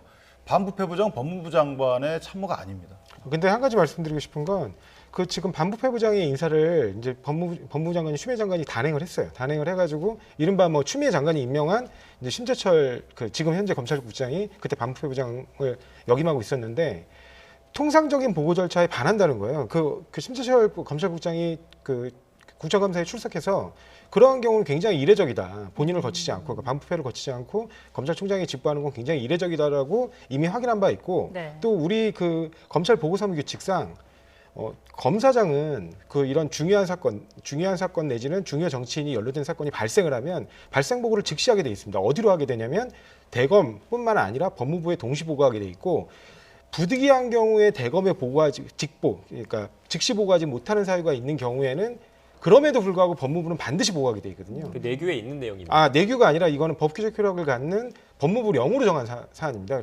검찰 보고사무규칙 2조, 3조에 다 나와 있거든요. 그러니까 그런 부분들을 명백히 누락한 거기 때문에 이 부분을 확인하지 않고 그다음에 감찰하지 않고 어떻게 조직의 기강을 잡고 할 수 있겠습니까? 만약에 보고가 없는 상황에서 그러니까 만약에 수사가 잘못됐다고 하면 그거는 뭐 수사의 어떤 역량의 문제에 이럴 수 있지만 보고를 누락했다고 하면 그 의도 자체를 의심할 수밖에 없는 상황이에요. 네, 그 감찰 뭐 할 수도 있습니다. 그런데 예를 들어 이성윤 그 검사장의 경우에도 지금 뭐 했는지 안 했는지 모르지만 어쨌든 알려진 거에 따르면 검찰총장한테 하자시우 문건 옵티머스 관련된 보고 안 됐다는 거 아니에요? 본인 보고 못 받았다는 겁니다. 검찰총장은. 그리고 남부지검 라임 사건과 관련해서도 강기정 수석의 5천만 원 이 수수 의혹 이것이 진실인지 아닌지 모르겠지만 그것이 총장한테도 보고 안 됐다는 거예요. 그러면 그 보고라인에 있는 사람들도 같이 감찰 대상으로 삼아서 감찰을 해야 됨에도 불구하고 지금 그 일부 본인이 선별적으로 감찰 대상을 정했잖아요. 그 대상 사건을. 이런 것들이 이제 여러 가지 의혹을 준다는 거죠. 네, 지금 옵티머스 사건 말씀하셨는데 이거는 조금 이따 다시 한번 질문을 드릴 테니까 라임 사건, 라임 자산운용 사태에 초점을 맞춰 다시 한번 질문 드리겠습니다. 어제 지금 그 추미애 장관의 국정감사 발언 중에서도 또 유독 나온 내용이 그 접대 검사가 수사팀장으로 있었다라는 공식 언급이 있었습니다. 이것과 관련해서도 논란이 불거지고 있는데 어떻게 생각하십니까? 일단 그 뭐 직책을 말한 게 뭐 적절하냐 뭐 이런 논란인 것 같은데요. 일단은 김봉현 씨의 그 옥중 입장문에도 그 수사 책임자라는 표현이 나옵니다. 그래서 그 자체가 뭐 그렇게 특별한 의미를 갖는 건 아닌 것 같고, 네. 근데 단지 이제 그 장관의 이번 어제 국정감사 발언 중에는 그 김봉현의 옥중 입장문에서의 진술뿐만 아니라 복수의 진술, 그러니까 제3자의 진술, 그다음에 술집의 그 종업원의 진술 등을 통해서 일단 일정 부분 사실관계를 확인했다는 거거든요. 거기서 그 이제 아마 그 접대를 받은 검사인 것으로 추정되는 사람이 실제로 접대를 받은 것으로 보인다라는 그 내용들이 확인됐기 때문에 이 부분은 앞으로 수사 과정을 통해서 명백히 좀 밝혀져야 될 것으로 보입니다. 지금 사건이 지금 복잡하다 보니까 시청자 여러분들이 헷갈리실 수 있을 것 같아서 좀 정리를 하면 이 조금 전에 말씀하신 수사팀장, 검사 관련된 경우에는 지난해, 그러니까 현재까지 알려진 바로는 지난해 술자리가 2차례가 있었던 것으로 알려지고 있지 않습니까? 네, 첫 번째 차례는 이미 구속돼 있는 전 청와대 행정관과 관련된 내용이고 나머지 다른 술자리에서 이 수사팀장이 있었다라는 게 김봉현 그 전 스타모빌리티 회장의 주장이고 이것과 관련된 언급을 한 거잖아요, 추미애 장관이. 네, 그렇습니다. 그래서 하여튼 그런 부분이 확인됐다고 장관이 이제 얘기한 거고요. 근데 그 부분에 관해서 이제 뭐 야당 같은 경우는 뭐 검찰 수사의 방향을 정해주는 거 아니냐, 뭐 이런 식의 말씀을 하시는데 그거는 그러니까 국회의원은 법무부에서 진행된 법무부의 감찰 내용상 관련해 가지고 그게 업무상 비밀이거나 기타 공개되지 아니할 수가 있는 경우가 아니라면 당연히 질문할 수 있고 그 부분에 대해서 장관은 성실하게 그 진행 경과에 대해서 답변할 의무가 있습니다. 그래서 그 부분에 대해서 답변을 한 것이지 수사 진행 경과라든가 이런 부분은 현재 장관도 정확하게 알지 못하기 때문에 그런 부분을 문제 삼는 부분은 아니라고 봅니다. 어떻게 보세요? 네, 장관께서 말씀하신 그 내용이 조금 과했던 부분이 그 법무부 훈령에 보면 그 감찰 사실 공개 관련 훈령이 있어요. 여기 보면 감찰 진행 중인 사건을 공개할 때는 이게 진행 중에 있다. 그다음 비위 사실이 뭐다? 직급 정도만 공개하게 돼 있지. 해당 사람의 인적 사항을 추단할 수 있는 예를 들면 소속 기관, 남부지검, 그다음에 구체적인 직위, 어떤 걸 맡고 있는지 이런 것들 공개해서는 안 된다고 돼 있거든요. 그러니까 장관께서 법무부의 훈령 자체를 무시한 거죠. 이 부분은 좀 검토를 할 필요가 있다고. 당시 그 문제됐던 그 직책을 맡고 있었느냐를 확인한 것뿐이지 현재의 직책을 소개한 건 아닙니다. 왜냐하면 현재 그 문제가 되고 있는 검사는 현재 라임스타팀에서 배제된 상황이거든요. 그리고 그게 이 건 때문에 배제됐냐 그게 아니고 그 9월달에 올해 9월달에 정기 간부 인사 때 그 정기 인사로 그 인사 이동이 있었던 거기 때문에 현재 시점에서 그분의 어떤 소속을 정확히 밝힌 건 아닙니다. 근데 제가 첨언하자면 현재 직위나 이런 것들을 하든 아니면 과거의 직위나 뭐 구체적으로 맡은 업무를 하든 그 사람의 인적 사항을 추단해서 알아낼 수 있는 이런 정보는 내지 말라는 거거든요. 해당 훈령에 따르면. 그래서 그 부분은 장관께서 좀 성급하지 않았나라는 생각합니다. 예. 저희가 준비한 내용이 좀 많고 시간도 한정돼 있기 때문에 조금만 속도를 내서 좀 진행을 해보겠습니다. 추미애 장관이 지난 2018년에 서울중앙지검의 옵티머스 무혐의 처분 과정에 대한 감찰도 검토하겠다 이렇게 이야기를 했는데 당시에 그 중앙지검장이 윤석열 총장이었고요. 여기에 대해서 윤 총장이 22일에 국감에 나와서 지검장에게 아예 보고가 올라오지 않았다 이런 이야기를 했고 어제 국감에서 민주당은 그 자체가 말이 안 된다 지적을 했습니다. 이거에 대해서 다시 한번 두 분께서 정리를 좀 해주실까요? 어떻게 보시는지요? 예, 사실은 뭐 그 사건 자체가 부장정결 사건인 건 맞는 것으로 보입니다. 그리고 일단 그 사건 수사를 담당했던 수사 책임자였던 그 부장검사도 이제 총장에게 보고될 사안이 아니고 정결 사건이었기 때문에 자신이 그 보고 받고 끝났다 이렇게 얘기하고 있는 거고요.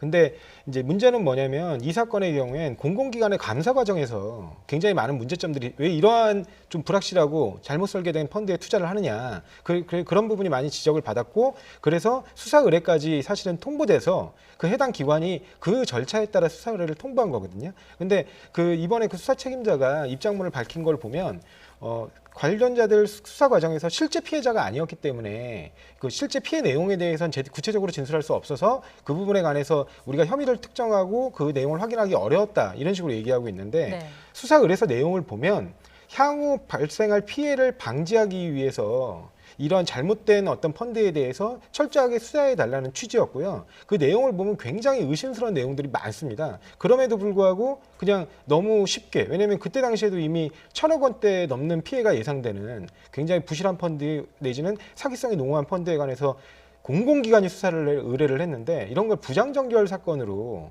처리한다는 거는 좀 내부의 어떤 이러한 그 공공기관 수사 의뢰 사건에 대한 처리 절차에 내부 훈령이라든가 이런 게 문제가 있다고 보입니다. 그래서 이런 부분들은 대검에서 향후 그 절차를 할 때 아무런 이해관계도 없는 공공기관이 그런 감사 결과를 반영해서 최종적으로 수사 의뢰를 한 사건이라면 보다 중대하게 다뤄야 되는 사건이 아닌가. 네, 중간에 제가 잠깐 말씀을 드리면 이 옵티머스와 관련돼서 앞서 저희가 취재기자 연결해서 전해드리긴 했는데 당시에 그 부장검사가 추 장관이 제기한 부실 수사 의혹을 일단 조목조목 반박하는 글을 올렸습니다. 네. 근데 사실 의도적 부실 수사로 보지는 않지만 아쉬운 점 많이 있어요. 왜냐하면 이게 옵티머스 같은 경우에는 그 펀드 자체가 공공기관 매출 채권에 투자한다고 돼 있었는데 그 전파진흥원이 수사 의뢰한 부분은 성지건설 인수합병에 쓰였다는 거거든요. 그렇다면 분명히 제한적인 그 공공기관 매출 채권에 쓰이지 않았다는 부분을 이제 검찰도 인지했을 텐데 그러면 사기성이 있다는 것도 뭐 생각을 했어야 되는 거고 그럼 그걸 적극적으로 수사를 했으면 아마 좀 막을 수 있지 않았나라는 생각이 들어서 아쉽지만 다만 이것을 이제 감사하는 부분은 이게 이제 수사사무감사라고 그래서 수사가 적절했는지 여부는 대검에서 수사사무감사를 하게 돼 있습니다.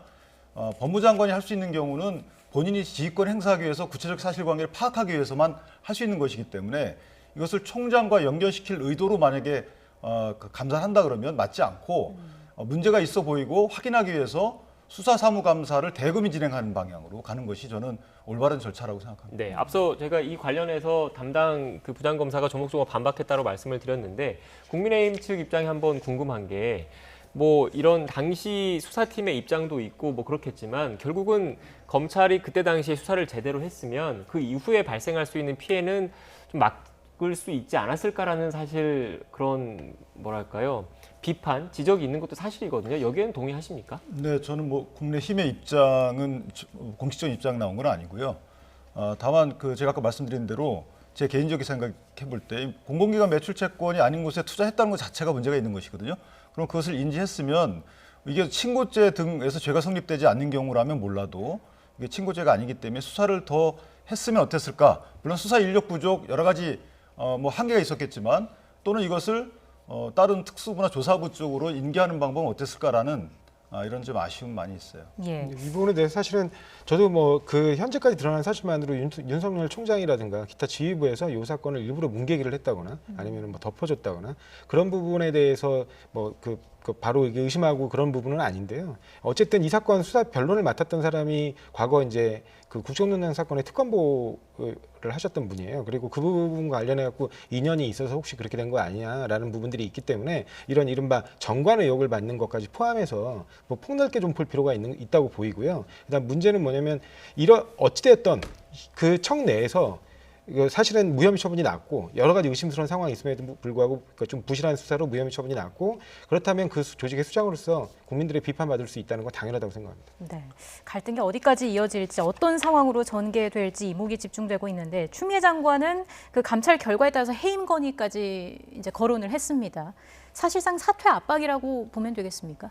사실은 뭐 해임 건의를 하시겠다고 지금 그렇게 확정적으로 말씀하신 건 아니고, 그러니까 해임 건의, 그러니까 여러 가지 이제 그 지금 감찰 내용 중에 정말 부당한 부분 아니면 위법한 부분이 확인된다면 해임 건의까지 나아갈 수 있다라는 원론적인 입장을 밝히신 것으로 봅니다. 거죠. 왜냐하면 어찌됐든 검찰총장이라는 건 검찰청법에 따라서 2년 임기가 보장되어 있고요. 그 2년 임기 보장 규정은 사실은 이전 그 참여정부 때 만들어진 규정입니다. 그래서 그 가급적이면 임기를 보장해 주는 게 준사법기관으로서의 검찰의 독립성을 보장하는 데 타당하지만 아까 말씀드렸듯이 왜 선택적으로 여당 정치인 사건에 대해서는 그 법무부 장관에까지 보고가 이루어진 반면에 야당 정치인의 사건은 누락했는지 뭐 이런 여러 가지 부분에 대해서 혹시 의도적인 부분은 없는지 그다음에 위법한 사항들이 없는지 이런 부분을 다시 점검해서 정말 많은 문제점들이 드러난다면 이거는 정부위원이자 뭐 국무위원으로서 당연히 그 해야 될 일을 해야 된다고 생각합니다.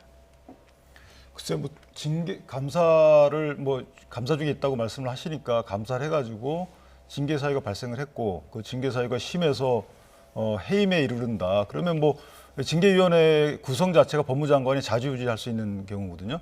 위원장은 법무장관이고 그 차관 있고 법무장관이 지명하시는 분 2명 들어가고 하여튼 거의 다 법무장관이 징계위원회를 구성할 수 있습니다. 그렇기 때문에 징계위원회에서 의결 절차를 통해서 뭐 해임을 하든 강등을 하든 뭐 업무 정지를 시키든 이런 것들은 법무장관이 알아서 하겠지만 다만 직권을 남용하면 안 된다는 거죠.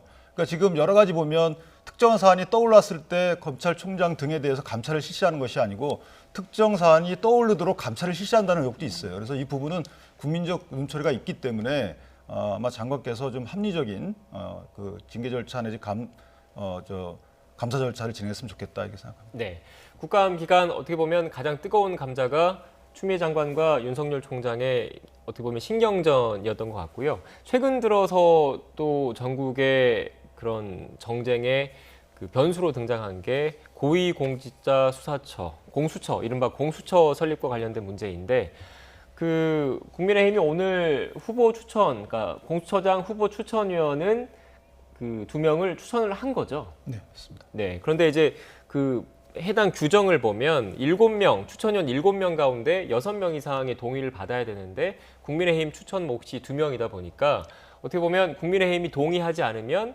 공수처장 후보, 예비 후보 2명을 대통령한테 전달하기 전에 예비 후보 2명 자체를 그 정하지 못해서 국민의힘이 이른바 그 발목 잡기를 하는 것 아니냐 이런 우려가 또 민주당 내에서는 나오고 있는 것 같더라고요. 그러니까 사실은 왜 그런 우려를 말씀드리냐면 그 이전에 공수처장 추천위원회 들어가는 위원 추천조차도 지금 그 수달째 한 거의 그 1000일 가까이를 끌었거든요. 몇 달을 그런 부분들에 대한 100일 가까이를 끌었거든요. 그러니까 그 부분에 대한 신뢰가 일단은 무너진 부분들이 있고 두 번째로 이번에 추천된 분 중에는 이제 이현 변호사라고 과거에 세월호 특조위 부위원장으로 활동하셨던 분이에요. 근데 그분 같은 경우에는 세월호 특조위 부위원장 활동을 하시다가 그러니까 그 조사 범위와 관련해 가지고 이견이 있다는 이유만으로 거기를 그냥 뛰쳐나오셨어요. 그러니까 그래가지고 세월호 조사위가 사실은 거의 식물위원회처럼 제대로 운영되지 못했었습니다. 그렇기 때문에 이번에도 과연 정말 진정성 있게 그러니까 스스로 가진 권한, 이른바 비토권을 진정성 있게 행사하기 위해서 그분들을 추천한 것이냐, 아니면 그냥 출범 자체를 방해하고 출범 자체에 대해서 그냥 이거를 무산시키기 위해서 위원들을 추천한 거냐, 그 부분에 대한 의혹을 제기하는 겁니다. 예, 마지막으로 한 말씀해 주시죠. 네, 진정성 있게 추천을 한 거고요. 사실 이제 비토권이라고 우리가 표현하지만 그 합의 또 다수결의 그 범위를 높게 잡은 거죠. 그렇기 때문에 이것을 애당초 법안 설계할 때부터 주어진 조항이기 때문에 이걸 갖고 또 트집 잡는 것은 저는 맞지 않다고 보고 오히려 여당에서 지금 그 법제사법위원회 법안 제1소위에 올라 있는 또 다른 개정안 이것을 통과시키기 위한 여론 조성이다라고 저희는 생각을 하고 있는데 그러지 말고 원래 이 취지가 여야가 합의해서 공수처장을 뽑자는 거 아니겠습니까? 그러니까 그 취지대로 여당도 좀 협조했으면 좋겠다라는 생각입니다. 네, 알겠습니다. 지금까지 조상호 더불어민주당 전 상근 부대변인, 윤기찬 국민의힘 법률위원회 부위원장과 이야기 나눴습니다. 오늘 말씀 고맙습니다. 고맙습니다. 지금 세계의 시선은 스위스 제네바에 집중돼 있습니다. 차기 WTO 사무총장 결선에 오른 두 후보 중에 과연 누가 최종 승자가 될까요? 지난 19일부터 진행된 국가별 후보 선호도 조사는 현지 시각으로 오늘 마감됩니다. WTO 사무총장은 164개 회원국 간의 협의로 선출됩니다. 처음 출마를 선언한 8명 가운데 다른 후보들은 차례로 탈락하고 이제 우리나라 유명희 본부장과 나이지리아 후보로 압축된 상황이죠. 회원국들은 단일 후보를 선출하기 위한 마지막 협의 과정에 들어갔습니다. 당연히 적어도 과반인 82개 나라의 지지를 얻어야 유리하겠죠. 현재까지의 분위기를 볼까요? 먼저 수출 규제를 놓고 우리와 WTO에서 분쟁 절차를 밟고 있는 일본은 처음부터 유명희 본부장을 견제해왔습니다. 한국 출신의 사무총장이 탄생한다면 일본의 통상 정책의 불안 요소가 될 수 있다라면서 나이지리아 후보를 지지한다는 뜻을 노골적으로 드러냈습니다. 이런 가운데 유명희 후보가 공을 들여온 유럽연합, EU까지 넘어간 모습입니다. 일부 동유럽 국가들이 유명희 후보를 선호했지만 27개 EU 회원국은 결국 나이지리아 후보를 지지하기로 합의했다는 외신 보도가 나왔습니다. WTO 회원국을 대륙별로 나눴을 때 가장 큰 비중을 차지하는 아프리카 국가의 표 역시 같은 대륙 출신에 쏠릴 것이란 예상이 나오면서 유명희 본부장이 다소 불리해졌다는 분석이 나옵니다. 늦어도 다음 달 7일 전까지 의견 일치를 만들어 나가는 과정을 통해 최종 1인이 선출될 예정인 가운데 막판 반전이 있을지 주목됩니다. 최문석 기자의 리포트 보시겠습니다. EU 회원국들이 WTO 사무총장 선거 결선에서 나이지리아의 오콘조유 웨알라 후보를 지지하는 데 합의했다고 AFP 통신이 보도했습니다. 현지 시각으로 어제 오전 회의에서 일부 회원국들의 반대로 선호 후보를 합의하는 데 실패했지만 이후 저녁 회의에서는 오콘조유 웨알라 후보를 지지하기로 뜻을 모았습니다. 오전 회의에서 헝가리아와 라트비아는 유명희 통상교섭본부장을 지지했지만 결국 다수 결과를 따르기로 한 것으로 전해졌습니다. 블룸버그 통신은 EU 회원국이 오콘조유 웨알라 후보를 지지하는 것은 전통 우방인 아프리카와의 관계를 강화하기 위한 것이라고 보도했습니다. EU는 이번 결정을 오늘까지 WTO에 전달할 예정입니다. 앞서 교도통신은 일본 정부가 유명희 통상교섭본부장 대신 나이지리아 후보를 지지하기로 했다고 보도했습니다. 한국이 일본의 반도체 수출 규제를 WTO에 제소하는 상황에서 유명희 본부장이 당선되면 불리할 수 있다는 우려 때문인 것으로 분석됩니다. 아프리카 국가들과 동맹관계를 맺고 있는 중국은 나이지리아 후보를 지지하고 있습니다. 반면 중국과 무역 갈등을 빚고 있는 미국은 유 본부장 지지가 확실시됩니다. WTO는 다음 달 7일까지 의견 조율 과정을 거쳐 차기 사무총장을 최종 결정할 예정입니다. YTN 최문석입니다.